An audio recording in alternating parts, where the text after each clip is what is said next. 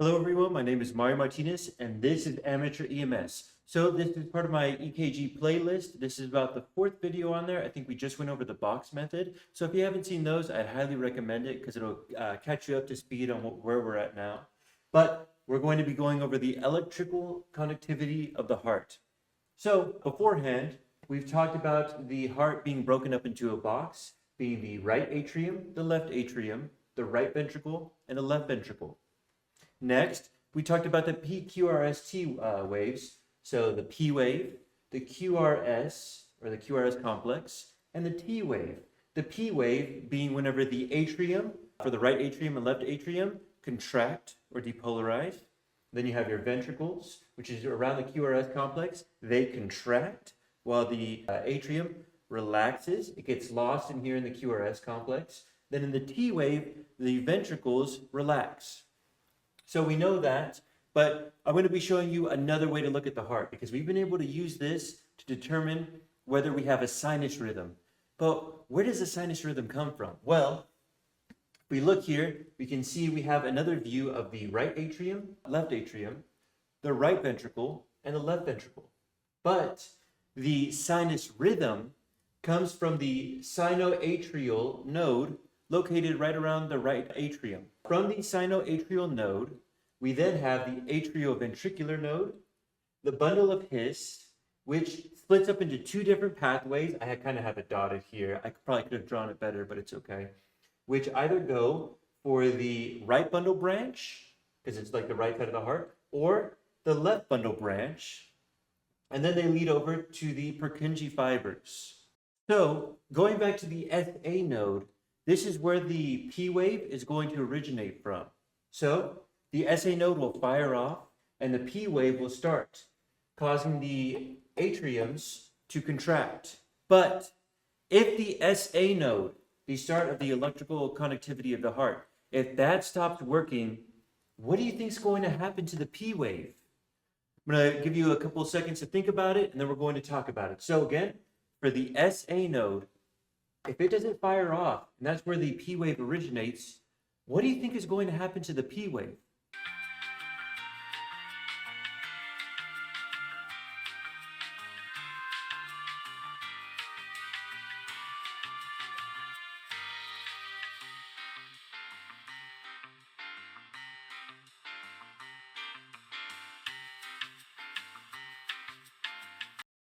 So if the SA node stops working properly, we're going to see a change in the P wave. So if it normally it's upright like so, right here we can see that the P wave is flat. And in this one, the P wave is inverted. These are known as junctional rhythms. Also, if for instance we have the QRS and the T wave, and they're in abnormal regions, right? So the QRSs aren't matching up with the QRSs. The P wave, we can't even visibly see it. We would consider that this is potentially atrial fibrillation. And what's going on here is the P wave isn't fully compressing because either the SA node isn't properly working or it's not working at all. So there's like this weird churning motion in the atriums. So right up here and here, it's churning blood constantly, but it's not fully pushing the blood over to the ventricles. And so that blood over time starts to coagulate and can create potentially a deadly blood clot.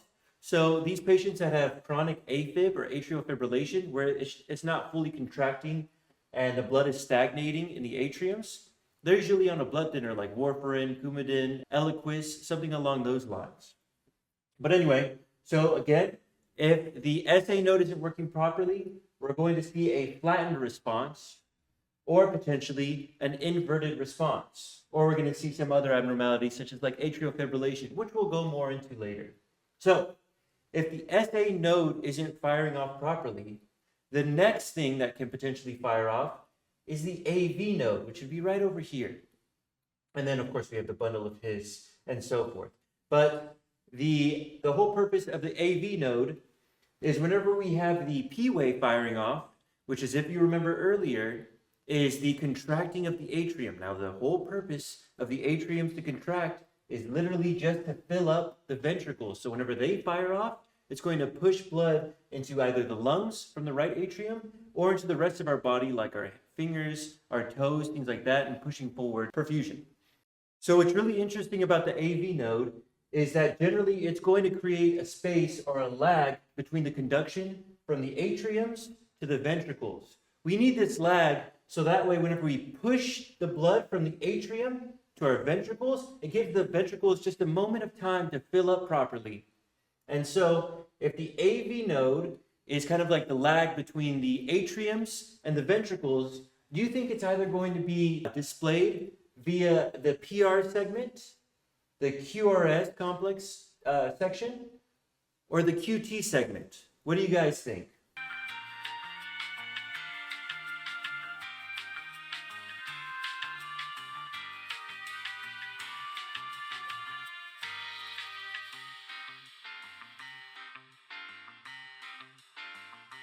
So the AV node, or the atrioventricular node, is going to be displayed in the PR segment. Because if you remember, like we talked about earlier, the atrium, its only real sole job is to collect deoxygenated blood right here, or oxygenated blood here, and fill up the ventricles. That's all it's worried about doing. So it contracts, it fills up the ventricles, it takes a moment to fill them up completely, and then the ventricles will fire off afterwards. And so you need that spacing, because if they both contract at the same time, then where's the blood of the atrium going to go? To a collapsed ventricle? It's not going to work. So what's really interesting about the AV node is if the SA node fails, either partially or completely, then we have to rely on the AV node. The conduction should normally go to the bundle of His. Whenever it does that, we have a flattened P wave right here, and that's also a junctional rhythm. But the AV node can sometimes fire back upwards to the SA node, and that causes an inverted P wave, like right here. Another good way to think about junctional rhythms is the AV node is kind of like the junction in between the SA node and the bundle of His, also known as like a junctional rhythm. Again, of course, we can have atrial fibrillation where the P wave or the SA node isn't fully firing off. So we kind of have this quivering. I did adjust the drawing a little bit, but we have this quivering where we can't discern where the P wave is. And at the same time, we have multiple QRSs that are spaced off abnormally. So instead of a beep, beep, beep, we get a beep, beep, beep, beep, like kind of like a weird spacing. That's why it's known as an irregularly irregular rhythm. But anyway, so we move over from the AV node, and if that fails, we have the bundle of His. And the bundle of His will either go to the right bundle branch or the left bundle branch. Now, both of these are completely separate, and they go to the separated Purkinje fibers, either by the right bundle branch going to the Purkinje fibers, or the left bundle branch going to the Purkinje fibers. These don't overlap, or they don't cross. And these are going to innervate the ventricles to contract. Now, there's another question I need to ask you. If the right bundle branch or the left bundle branch is partially blocked or completely blocked, what would that look like electrically? Do you think that it would display anything abnormal, or would we just move on to our junctional rhythms? If we're looking at the PQRST, where do you think the abnormality is going to be in the PQRS or the T wave whenever we have an abnormality with either the right bundle branch or the left bundle branch?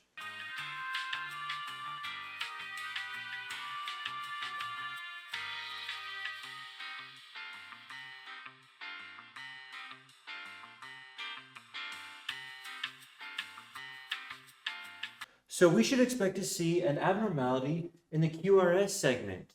So this is a little advanced. We haven't talked about the different leads or the different placements, things like that, going from V1 through V6, but we'll get there. But generally for a right bundle branch block, you're going to see an M formation in V1, where we can kind of see a little spike here, and then a bigger spike here with this widened QRS segment, and it kind of shows itself off as an M. For V6, we're going to see an inversion. We're going to see a W here, where it kind of spikes over here. For a left bundle branch block, you're going to see again, this time it's going to be a W in the V1 section here, so we can kind of see a weird little abnormality here with the QRS. And with the V6, we're going to see what's like kind of like an M segment. We're going to see an M displaying right here. So don't worry if you don't understand the difference between V1 through V6 currently. We're going to get to it over time. So that's going to cover more so if the right bundle branch gets blocked or the left bundle branch gets blocked. You're going to see this weird abnormality because the main thing or the main reasoning behind the Purkinje fibers and the bundle branches is that it's going to force the ventricles to contract together at the same time. But whenever we have an abnormality, it's going to widen the QRS segment.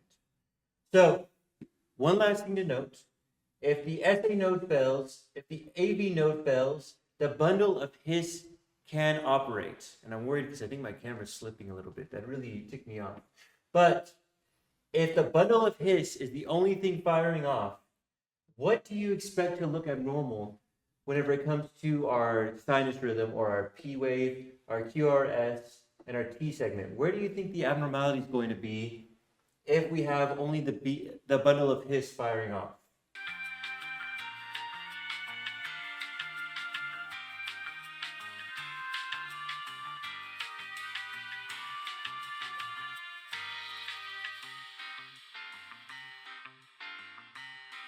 If only the bundle of His is firing off, then we'd expect to see an abnormality in the QRS and the T wave. And you can kind of see this abnormality in an idioventricular rhythm, or a rhythm that has a very wide QRS segment, such as this, and it's also known as an escape rhythm. Now, Mario, shouldn't we go over the different heart blocks since we talked about the AV node? You're absolutely right, but I'm going to save it for another video because this is already taking too long as is. One last thing that I wanted to mention is for the general normal heart rate for these different electrical pathways or electrical nodes. For the sinoatrial node, it's going to be between 60 to 99 beats per minute. Now, a lot of textbook will say like 100, 60 here, 40 here. I think that it kind of muddies the water a little bit because if we think for a sinus rhythm, right, if we reach 100 to 149 beats per minute, like we talked about earlier, that's going to be sinus tachycardia. So I'm going to put 60 to 99. Textbooks will say 100, or if you look it up online, that's okay. For the atrioventricular node, it's going to be between 40 to 59 beats per minute. Again, in text, it's going to be 60. For the bundle of His, it's going to be between 20 to 39 beats per minute. Now, some of you may be thinking, Mario, how could you not talk about heart blocks? That's completely fair, but I think it's such an interesting topic that we need to spend a little bit more time on it, and it needs to be its own separate videos. But we're getting really close to the exciting parts, right? So now that we've gone over some of the foundation, we can start to move over from what a 4 lead is to what a 12 lead is, right? And then once we start to talk about it, we got a little bit of a taste for it when we looked at the right bundle branch and the left bundle branch when I talked about V1 and V6, but we can differentiate those more. And then we can start to move over the testing purpose, right? Like I can display a rhythm, or I can display a 12 lead, and I can say, what do you think this rhythm is? And we can start to go over some testing. So very exciting stuff.